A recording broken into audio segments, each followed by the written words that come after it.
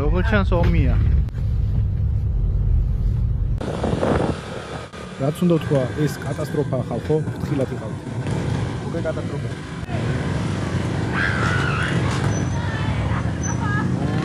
ვენესუელამ საგანგებო მდგომარეობა გამოაცხადა, მას შემდეგ რაც ორი ძლიერი მიწისძვრა მიყოლებით მოხდა ქვეყნის ჩრდილოეთ ნაწილში და კარაკასი, ლა-გუაირა და მიმდებარე რეგიონები შიშის განადგურებისა და დახმარების ძის ძიების მდგომარეობაში აღმოჩნდნენ.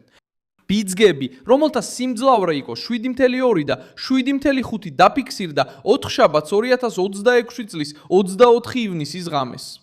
რამდენიმე წამის სხვაობით ვენესუელის კარიბის ზღვის სანაპიროსთან დედაქალაქის დასავლეთით. დარტყმა მძიმედ იგრძნობოდა შენობებში, ქუჩებში, აეროპორტში, მეტროში, საავადმყოფოებსა და სახლებში. დროებითი პრეზიდენტი დელსი როდრიგესი სახელმწიფო ტელევიზიაში დამოჩნდა საგანგებო მდგომარეობის გამოსაცხადებლად სამედიცინო ჯგუფების მობილიზაციისა და სამაშველო სამსახურად იმ დროს, როცა ოჯახები ჯერ კიდევ ეძებდნენ დაზიანებულ შენობებში ჩარჩენილ ადამიანებს. მინდა გამოვაცხადო, რომ ამ კვირის მომდევნო დღეებში გაკვეთილები არ ჩატარდება. ასევე შეჩერდება ყველა ის საქმიანობა, რომელიც აუცილებელ სერვისებს არ უკავშირდება. სიმონ ბოლივარის საერთაშორისო აეროპორტი და მაიკეტია დაიხურა დაზიანებების გამო, მეტროს მუშაობაც შეჩერდა. ტრაგედია დაატყდა თავს ვენესუელას, რომელიც უკვე იტანჯება კრიზისით, ელექტროენერგიის გათიშვებით, ინფრასტრუქტურის ნაკლებობით და სახელმწიფო მრავალი წლის უყურადღებობით. და სწორედ აქ ბუნებრივი შოკი ერწყმის მწარე პოლიტიკურ რეალობას. როდესაც სუსტი ერი ასეთი მასშტაბის კატასტროფას ეჯახება, ყოველი დაკარგული წუთი მნიშვნელოვანია. ვინ დარჩა გაჭედილი? რატომ იქცა რეჟიმის პასუხი გადარჩენის გამოცდად? როგორ გადალახავს კარაკასი ამ ყველაფერს, როცა რეჟიმი უკიდურესად დახურულია? ყველაფერს ახლავე გიამბობ. თუ ასეთი პირდაპირი და გულწრფელი კონტენტი მოგწონს, გამოიწერე არხი, რადგან აქ ყოველ დღე ასეთ ვიდეოებს ნახავ. მიწისძვრებმა ვენესუელა საღამოს დასაწყისში დაარტყა, როცა ბევრი ადამიანი ჯერ კიდევ სახლში, სამსახურში, აეროპორტში ან ქუჩებში მოძრაობდა.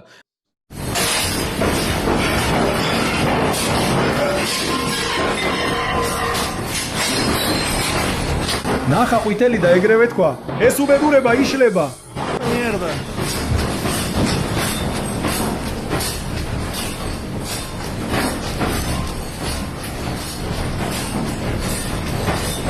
ჯანაბა. მიერდა.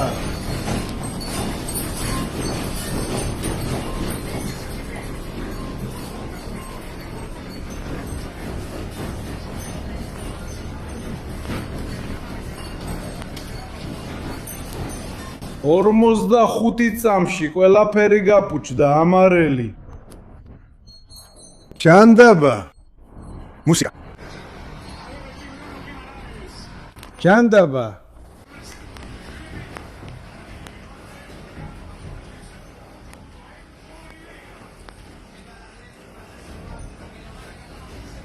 ამერიკის შეერთებული შტატების გეოლოგიურმა სამსახურმა ჯერ 7.2 მაგნიტუდის მიწისძვრა დააფიქსირა, შემდეგ კი 7.5 მაგნიტუდის მიწისძვრა, ორივე მორონის მახლობლად, კარაბობოს შტატში, კარაკასის დასავლეთით.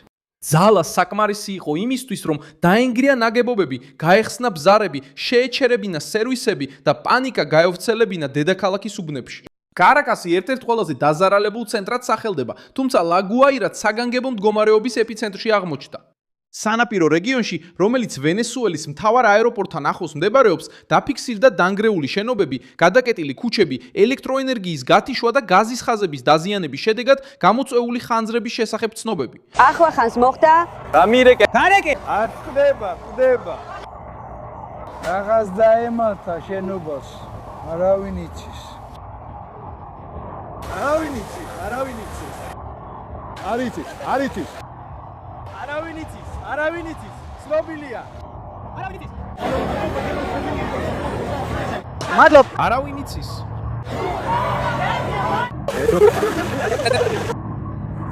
ცნობილია. არ ხდება.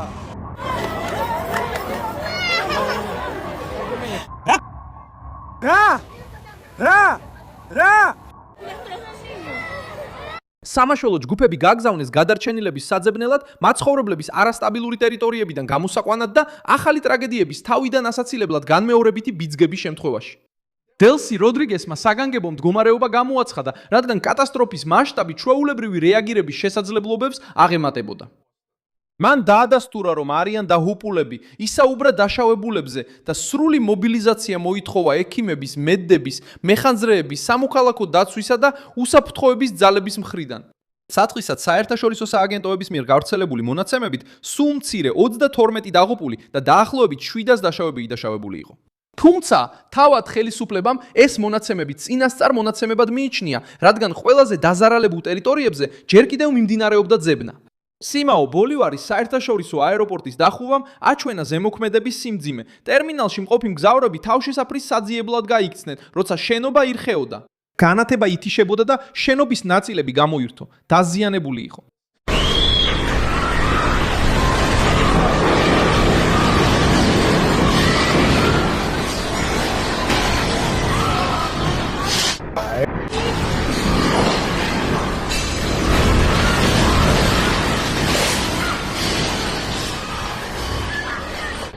Ai! Wow! რის? დარეკ რაც გვაქვს? იქ არ გახვიდე, ძმებო! არა, გარეთ უფრო საშიშია, ძმებო! იმხარეს, ბატონებო! მეოთხე კანთან, იმხარეს!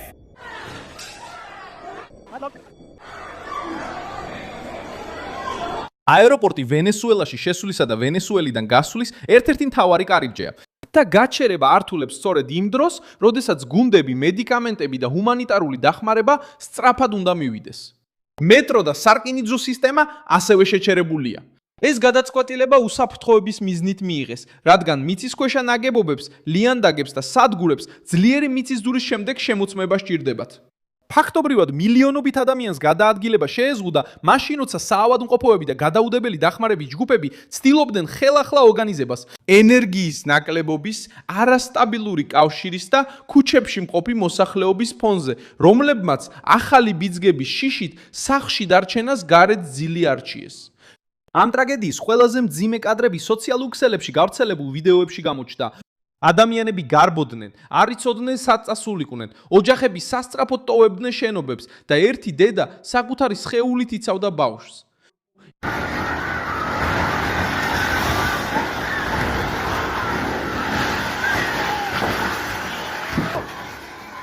ამასობაში შენობის ნაწილები ირგვლივ ცვიოდა. ეს კინოს კადრი არ ყოფილა, ეს იყო მოსახლეობის პორტრეტი, რომლებიც ყველაზე ძირითად ინსტინქტს მიყვებოდნენ, გადაერჩინათ ახლოს მყოფები.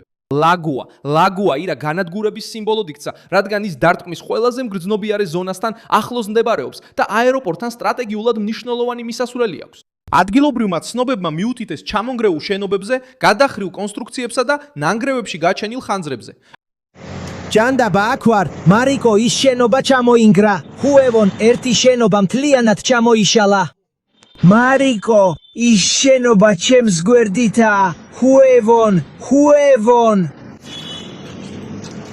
გაზის ხაზებზე მიყენებულმა ზიანმა გაზარდა რისკი როგორც მაცხოვრებლებისთვის, ისე მეხანძრეებისთვის, რადგან მიწისძვრა არ მთავრდება მაშინ, როცა მიწარხევას წყვეტს. ის გრძელდება გაჟონოებში, ღია სადენებში, მტვრევად კედლებში და განმეორებით ბიძგებში, რომლებმაც შეიძლება დაანგრიონ ის, რაც უკვე ავარიულადაა მიჩნეული. ადგილობრივმა ხელისუფლებამ მოსახლეობას სთხოვა არ დაბრუნდნენ ბზარებიან შენობებში შემოწმების გარეშე. ეს გაფრთხილება მნიშვნელოვანია, რადგან მიწისძვრების დროს ბევრი ადამიანი იღუპება პირველი ბიძგის შემდეგ, როდესაც ისინი ბრუნდებიან ნივთების, დოკუმენტების ან ოჯახის წევრების წამოსაყვანად და მოულოდნელად ხვდებიან მეორეული ნგრევის ქვეშ.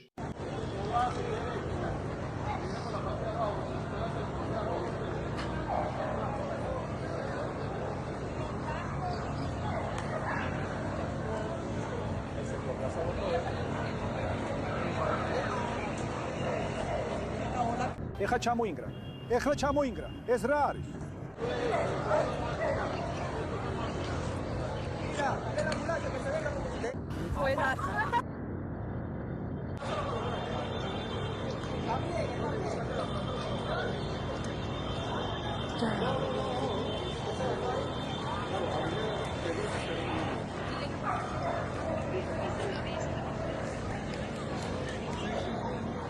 მადლობთ.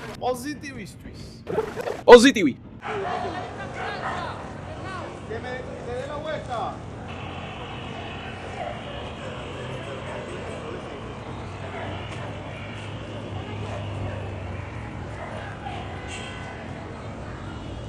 ჩინაგან საქმეთა მინისტრმა დიუსდადო კაბელომ განაცხადა, რომ იყო ტერიტორიების საგანგაშო მდგომარეობაში და მოითხოვა თავისუფალი გზა სასტრაფო დახმარებისა და სამაშველო ჯგუფებისთვის. ამ განცხადებამ აჩვენა, რომ მთავრობას პრობლემის მასშტაბები ესმოდა, მაგრამ ამავდროულად გამოავლინა რეალობა, რომელიც ვენესუელელებისთვის კარგად არის ცნობილი. ქვეყნის საჯარო სტრუქტურა კატასტროფამდე ბევრად ადრე უკვე ზღვარზე იყო. როდესაც მიწა გასკდა, საავადმყოფოები, ტრანსპორტი, ენერგეტიკა და კომუნიკაცია უკვე წლების განმავლობაში ცვეთის ქვეშ იყო. მთავრობამ გამოაცხადა გაკვეთილების შეჩერება, საჯარო და კერძო ჯანდაცვის ქსელის ამოქმედება და პროფესიონალების გამოძახება მომსახურების გასაძლიერებლად. ვენესუელა მდებარეობს აქტიურ სეისმურ ზონაში, სადაც ტექტონიკური ფირფიტები ერთმანეთს ხვდება და მიწისძვრებს იწვევს. ამიტომ მიწისძვრას ბუნებრივი ახსნა აქვს. პოლიტიკურ ანგარიშზე ყველაზე მეტად გავლენას ახდენს დაგროვილი მოწყვლადობა. ქვეყანა, რომელმაც წლები გაატარა მყიფე ინფრასტრუქტურით, დანგრეული საჯარო სერვისებით და გაღარიბებული მოსახლეობით, საგანგებო მდგომარეობის დროს ბევრად უფრო მეტად ზარალდება. ბიძგი მიწიდან მოვიდა, მაგრამ ტანჯვის მასშტაბი ასევე განპირობებულია მოუმზადებლობიცით.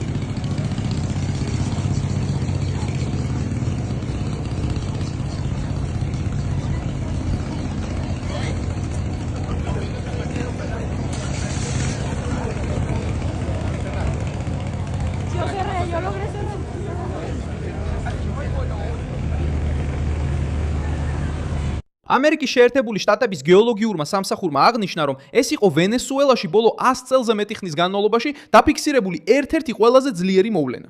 ორი ბიძგის თანმიმდევრულმა ძალამ კიდევ უფრო საშიში ვითარება შექმნა, რადგან პირველმა ბიძგმა სტრუქტურები დაასუსტა, ხოლო მეორე მალევე მოჰყვა, რამაც ჩამონგრევის რისკი გაზარდა. სპეციალისტები ასეთ თანმიმდევრობას ორმაგ მოვლენად მიიჩნევენ, რომელიც იშვიათი და დამანგრეველია, რადგან თითქმის ერთდროულად ერთსა და იმავე რეგიონს აზიანებს. ვენესუელის დედაქალაქს მიწისძვრის გამოცდილება უკვე ჰქონდა, მაგრამ ამ ახალი კატასტროფის მასშტაბი აშინებს, რადგან მან ბევრად უფრო დიდ მოსახლეობას დაარტყა, უფრო მჭიდროდ დასახლებულ მეტროპოლიაში, სადაც ბევრი ძველი ან ცუდად შენახული შენობაა. ზიანი მხოლოდ ჩამონგრეულზე არ ვრცელდება. არის შენობები, რომლებიც ჯერ კიდევ დგას, მაგრამ შესაძლოა დაზიანებული იყოს. არსებობს ოჯახები, რომლებმაც სახლი დაკარგეს, სხვები კი ვერ უკავშირდებიან ნათესავებს და ბევრი მათგანი ღამეს ქუჩაში ატარებს სიახლეების მოლოდინში. კარაკასის საავადმყოფოებში პროფესიონალები გამოიძახეს მორიგეობების გასაძლიერებლად. დაშავებულები საავადმყოფოებში მივიდნენ ჭრილობებით, მოტეხილობებით, შფოთვითი შეტევებით და სიმპტომებით, რომლებიც გამოწვეული იყო აჩქარებული გაქცევით. ჯანმრთელობის დაცვის სისტემა, რომელიც უკვე შეზღუდვებს განიცდიდა, მაქსიმალური წნეხის ქვეშ მუშაობდა. მარია კორინა მაჩადომ ვენესუელელ ხალხს ძალა, სიმშვიდე და სოლიდარობა სთხოვა. საერთაშორისო დონეზე სხვადასხვა ქვეყნის ლიდერებმა მხარდაჭერა გამოხატეს. ვენესუელის მთავრობამ განაცხადა, რომ შეერთებული შტატები მზად იყო დახმარებისთვის. მარკო რუბიომ ისაუბრა სამძებრო ჯგუფების, სამედიცინო რესურსებისა და ჰუმანიტარული დახმარების გაგზავნაზე. ასევე გამოცხადა ცუნამის განგაში ნაპირთან ახლოს ძლიერი ბიძგების გამო, თუმცა გაფრთხილება მოხსნეს მას შემდეგ, რაც დაუყოვნებელი საფრთხე გადაიარა. მიუხედავად ამისა, ხელისუფლება კვლავ შეშფოთებულია განმეორებითი ბიძგებითა და ახალი ზიანით სანაპირო ზოლში. ხუან პაბლო სანჩესისგან ვენესუელელი უნდა იყოს, ვენესუელის მოსახლეობა. პაბლო ვენესუელის მოსახლეობა. პრეზიდენტი და სანჩესი, ვენესუელელი პრეზიდენტი.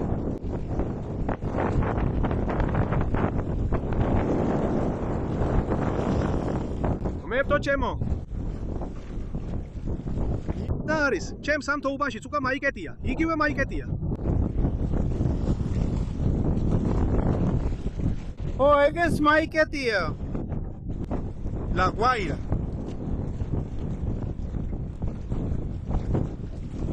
გაზის გაჟონვის მქონე ტერიტორიებზე ხანძრის რისკი ზრდის შემოწმევების აუცილებლობას. მეხანძრეებს უწევთ შესვლა არასტაბილურ რეგიონებში, იციან, რომ ნებისმიერი ნაპერწკალი, მოკლე ჩართვა ან ახალი ბიძგი შეიძლება გააუარესოს მდგომარეობა. ამიტომ დაზიანებულ შენობებში გაზის გათიშვა აუცილებელ ზომად იქცა. ეს მხოლოდ ტექნიკური გადაწყვეტილება არ არის, ეს არის მცდელობა, რომ სეისმური ტრაგედია არ გადაიქცეს აფეთქებებისა და ახალი ნგრევების სერიად. მე ვარ მილსონ ალვესი, საერთაშორისო ურთიერთობების სპეციალისტი და ჩემი მიზანია ყოველდღე მოგაწოდოს სანდო ინფორმაცია. სიახლეების ბმულები ვიდეოს აღწერაშია. მოიწონეთ ეს ვიდეო, გამოიწერეთ არხი და ბოლოს გადახედეთ კომენტარებს, რომ კიდევ უფრო მეტად ჩაერთოთ მილსონ ალვესის საზოგადოებაში. მადლობა.